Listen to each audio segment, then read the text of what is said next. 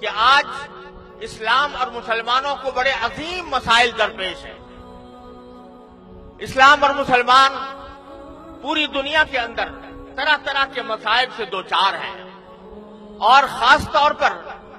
اس وقت ایک بہت بڑا مسئلہ یہ ہے کہ اسلام کی جو صورت، اسلام کی جو تصویر اس وقت پوری دنیا میں پھیلائی جا رہی ہے، اس کو دہشت گردی سے وابستہ کیا جا رہا ہے، اس کو خونریزی کے ساتھ وابستہ کیا جا رہا ہے، اور اس میں خود ہمارے مسلمان بعض نادان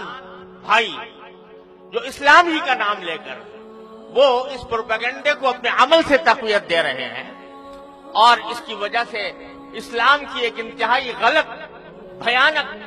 تصویر لوگوں کے سامنے آ رہی ہے، اور وہ اسلام کی دعوت میں رکاوٹ بنی ہوئی ہے۔ تو اس موقع پر جبکہ یہ مسئلہ ہمیں درپیش ہے، دوسری طرف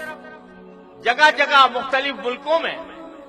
دشمنان اسلام کی سازشیں اسلام اور ملت اسلامیہ کو ختم کرنے کی کوششوں میں مصروف ہیں، اور تیسری طرف ایک سیکولر اور لادینی طاقتیں اس فکر میں ہیں کہ کسی بھی اسلامی ملک میں شریعت کا صحیح نفاذ نہ ہو سکے۔ وہ نہ پاکستان میں شریعت کا نفاذ چاہتی ہیں، نہ دنیا کے کسی اور خطے میں نفاذ چاہتی ہیں۔ ان جیسے اس مسائل کے دور میں ایک ہماری سب سے بڑی ضرورت یہ ہے کہ ہم آپس میں متحد ہوں،